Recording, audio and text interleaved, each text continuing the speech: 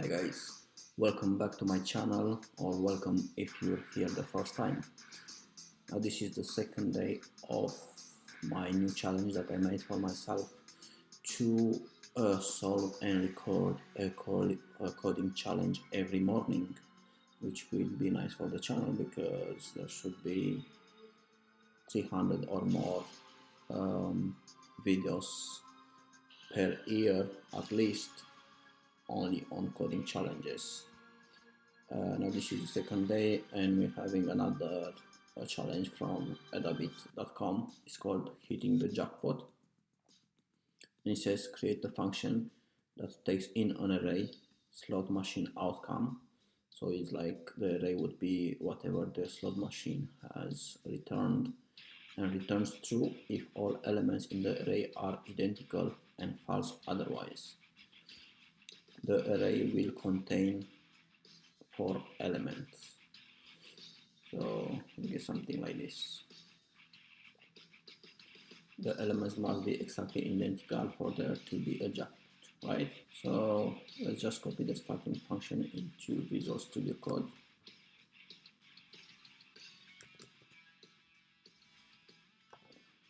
And of course this is an array, it's an array. And we have to return if it's jackpot or not. Jackpot meaning all elements are equal. So what I'm going to do here, I'm going to use the set. I'm going to make a set out of this array. Now sets in JavaScript are a collection of values, but each value can only be can only appear once in the set. And you can actually make a set out of an array, and if you make a set out of an array, it's just gonna keep each value once. Any duplicate is gonna be removed, right? So you can say return new set. That's how you do a new set. And if you want it to make it out of an array, you have to pass the array inside here, right? So it's a new array of result. And once you have the set, you're basically going to if all the elements are the same, then this set should only have one element because it removes all the additional values, right? If this array has if the elements in this array are not all the same, then then this set is gonna have more than one element. Okay. Now you can access the size. Basically, the way you access the length of an array with array length, with the name of the array and length, you can find how many elements are in a set by using size, right? So now if we do it like this, what we're going to basically return is we're going to return the size of the set. But what we want to say, if this one, again we're using a ternary operator, and if you don't know what a ternary operator is, I'm going to link here a video that I made about a ternary operator. So we're saying if this one equals 1, then 2, else false, right? So basically, if the size of the set is 1, we return true because it means there were only elements that were the same. If not, we return false. And let's check this out.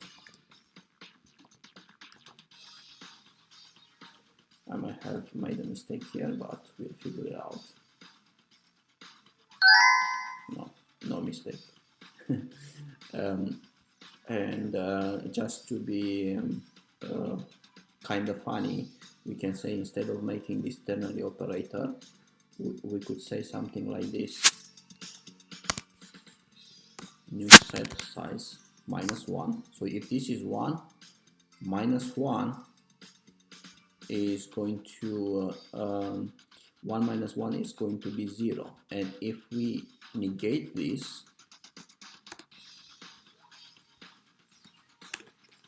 like this, we get like a true or false value, right? So basically, if this is 0, it's going to negate it, and we're going to get true. If this is a value other than 0, then we're going to get false, because 0 is a falsy value, so it becomes a truthy value when you negate it. But any other value that we get other than if this would be like 2, and 2 minus 1 is 1, when we negate a truthy value, we return false. So we basically return false if the size of the set is higher than 1, and if it's 1, then basically 1 minus 1 is going to be 0. 0 is false, so negate is then it's true. So I hope you understand this. If you have any problem understanding what I explained here, do leave a comment in the description, well, under the description. Okay, so let's check this out as well. And you can see how short this is, right?